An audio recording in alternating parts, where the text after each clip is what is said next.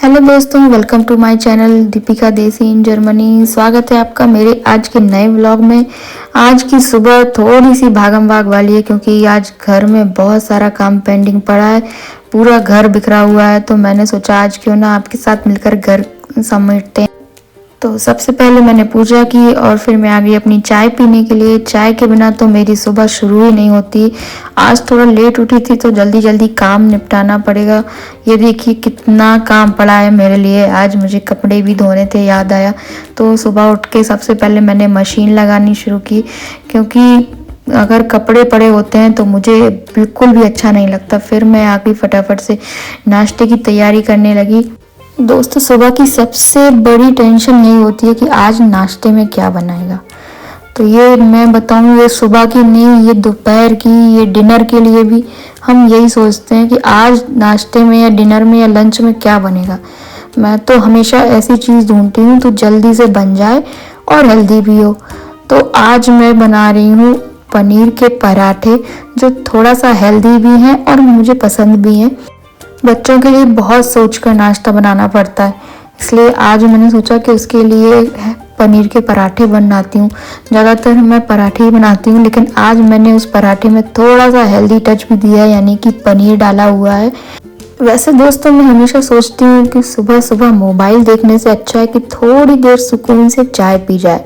मैं तो कोशिश करती हूँ कि फ़ोन साइड में रखूँ, पर फिर याद आता है कि आप लोगों के लिए ब्लॉग भी तो बनाना है। आज आप लोग नाश्ते में क्या खा रहे हैं? मैं तो आज पनीर के पराठे खा रही हूँ, मैंने आपको बता ही दिया है। एक बात बताइए, किस किस को चाय में मलाई पसंद है और किसको नहीं है?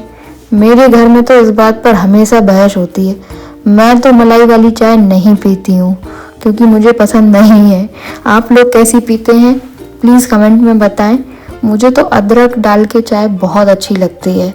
घर में हर किसी की पसंद अलग होती है। बच्चों की अलग, उनको अलग डिश चाहिए, तो घर के बड़ों की डिश अलग होती है, उनकी फरमाइशें अलग होती हैं।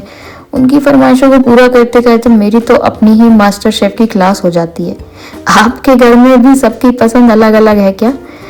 मैं कोशिश करती हूँ कि नाश्ते में थोड़ा प्रोटीन हो, पर कभी कभी दिल है कि मानता नहीं, फिर मन कर जाता है थोड़े तेल मसाले वाले पराठे खाने का।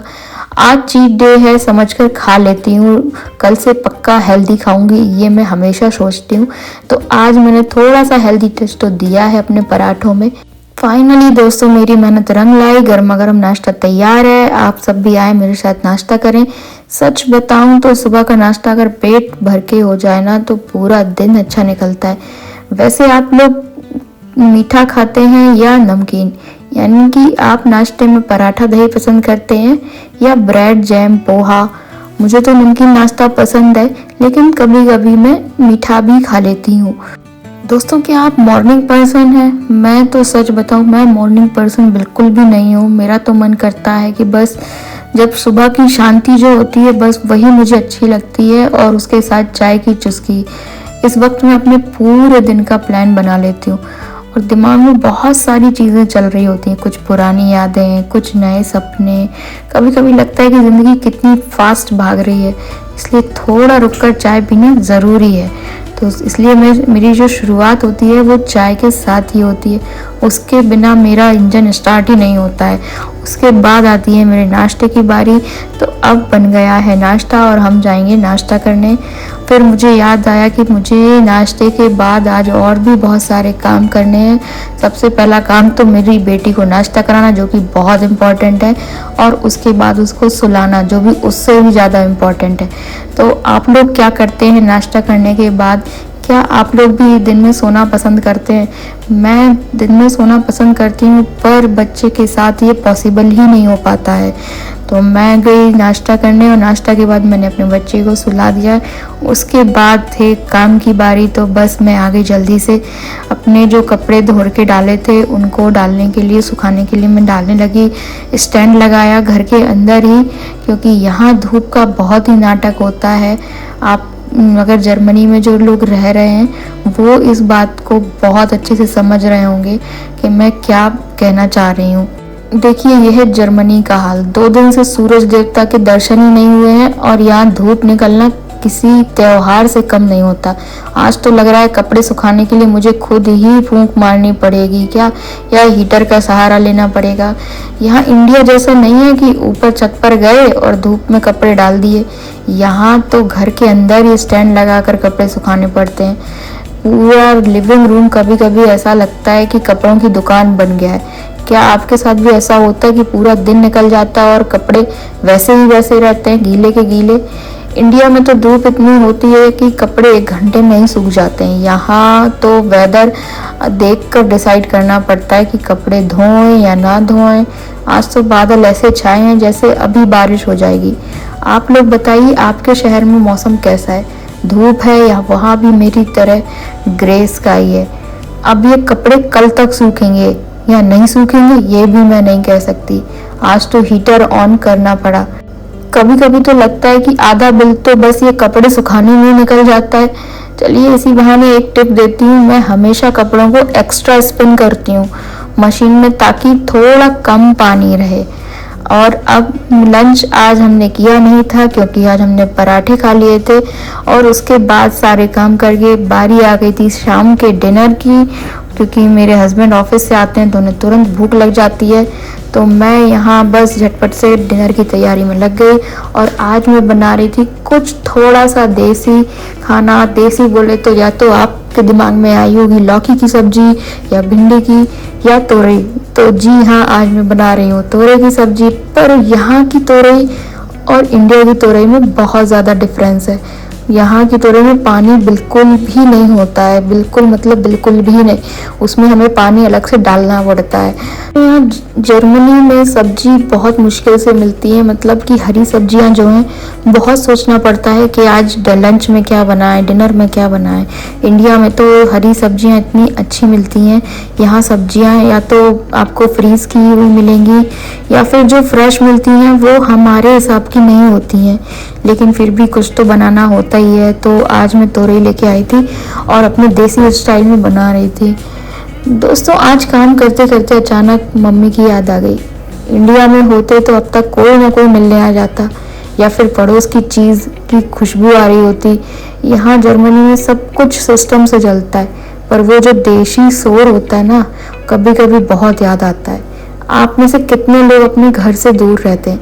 क्या आपको भी मेरी तरह छोटी छोटी बातें याद आती हैं? पता है, जब मैंने पहला ब्लॉग बनाया था तो मैं बहुत नर्वस थी। लगता था कि लोग क्या सोचेंगे, या मैं सही बोल पाऊंगी या नहीं। पर फिर सोचा कि अगर आज शुरू नहीं किया तो कभी नहीं कर पाऊंगी। आप लोगों का सपोर्ट देखकर थोड़ी सी हिम्मत मिलती है। अगर आप भी कुछ नया शुरू करना चाहते हैं तो बस कर दीजिए, लोगों की फिक्र मत कीजिए। कभी कभी जर्मनी की ये खामोशी थोड़ी भारी लगती है, खासकर जब बाहर धूप ना हो। ऐसे दिनों में मैं खुद को बिजी रखने के लिए कोशिश करती हूँ। कभी कोई पुराना गाना सुन लिया, या कभी थोड़ा ज़्यादा वक्त लगाकर अपने लिए कुछ अच्छा बना लिया। अपने आप को खुश रखना भी एक बहुत बड़ा टास्क है। ब्लॉग्स में सब कुछ सुंदर दिखता है, पर पीछे की मेहनत सिर्फ हमें पता होती है। घर संभालना, बाहर के काम, और फिर ये वीडियोस एडिट करना, थकावट तो होती है, पर जब आपके प्यारे कमेंट्स आते हैं तो सारी थकान उतर जाती है। आपका एक लाइक मेरे लिए बहुत मायने रखता है, तो प्लीज़ वीडियो को लाइक ज़रूर करें। दोस्तों, आज जब मैं खिड़की से बाहर देख रही थी तो मुझे वो दिन याद आ गया जब मेरा जर्मनी का वीज़ा आया था। कितनी खुशी थी और साथ में कितना डर भी। एक अनजान देश में कैसे रहूँगी। आज पीछे मुड़कर देखती हूँ तो लगता है कि वक्त कितनी जल्दी बीत गया। क्या आप चाहते हैं कि मैं अपनी पूरी वीज़ा स्टोरी शेयर करूं? तो प्लीज़ कमेंट में बताएं।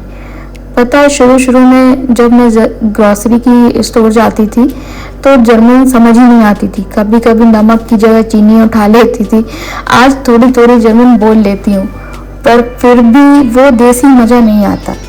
आपने कभी ऐसी कोई गलती की है किसी नई जगह पर? शेयर कीजिए, हम साथ में हंसेंगे।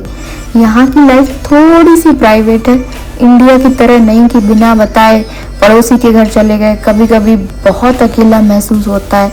ऐसे लगता है कि काश कोई पुराना दोस्त होता जिससे घंटों बातें करते। इसलिए मैंने ब्लॉगिंग स्टार्ट कर दी ताकि आप लोगों से बात करके वो कमी पूरी हो जाए। आप सब मेरे वर्चुअल फ्रेंड्स बन गए हैं। कभी कभी मन में डर आता है कि क्या मैं सही कर रही हूँ, क्या मैं अपने सपने पूरे कर पाऊंगी। फिर लगता है कि मेहनत तो करनी ही पड़ेगी और मेहनत करना ही हमारे हाथ में है। मैं चाहती हूँ कि मेरा ये चैनल एक दिन बहुत बड़ा हो, मेरी पहचान बने, मेरी पहचान मेरे काम से हो। आप लोगों की लाइफ का क्या सपना है आप भी ज़रूर शेयर करें। दोस्तों, इंडिया में तो हम लोग कितने रिलैक्स रहते हैं। मेड आती है, काम करके चली जाती है। यहाँ जर्मनी में एक एक कोना खुद साफ करना पड़ता है। शुरू में बहुत गुस्सा आता था, पर अब लगता है कि इससे मैं ज़्यादा इंडिपेंडेंट बन गई हूँ। अब मुझे अपने घर की एक एक चीज़ के बारे में पता है, कि चीज़ की कदर है। आपको क्या लगता है, काम खुद करना अच्छा है या मेड का होना ज़रूरी है? आज बहुत मन कर रहा था मम्मी के हाथ के बने आलू के पराठे खाने का, पर यहाँ वो वाला मक्खन नहीं मिलता, ना ही वो वाली दुनिया।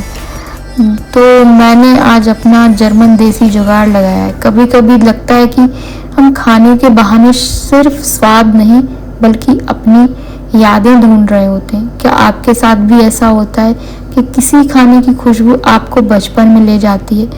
दोस्तों, एक बात शेयर करती हूँ। जब नई नई में जर्मनी आई थी तो हर चीज़ को रुपए में कन्वर्ट करती थी। 2 यूरो का धनिया देखकर लगता था बाप रे इतना महंगा, पर अब समझ आया कि ये यहाँ की लाइफ के हिसाब से अलग है। मैं कैसे अपना मंथली बजट मैनेज करती हूँ और कहाँ पैसे बचाती हूँ, क्या आप लोग वो देखना चाहते हैं तो मुझे कमेंट करके बताएं। मैं अपने अगले ब्लॉग में आपको ज़रूर बताऊँगी जर्मनी की सड़कें कितनी शांत होती हैं। कभी कभी ये शांति बहुत सुकून देती है और कभी कभी डर लगता है कि इतनी खामोशी क्यों है। इंडिया का वो शोर, वो हॉर्न की आवाज़ें, वो सब मिस करती हूँ। पर हाँ, इस खामोशी ने मुझे खुद से मिलवाया। मैं अब अपने दिमाग की आवाज़ सुन पाती हूँ। क्या आपको शांति पसंद है या आपको भी चहल पहल अच्छी लगती है? अब तो मुझे भी यहाँ रहने की आदत हो गई है और इसी के साथ मेरा डिनर हो गया था तैयार और मैं वेट कर रही थी मेरे पति के आने का। तो जब मैं रोटियां सेक रही थी तो मुझे याद आया कि इंडिया में तो हम कितनी आसानी से रोटियां सेक लेते थे।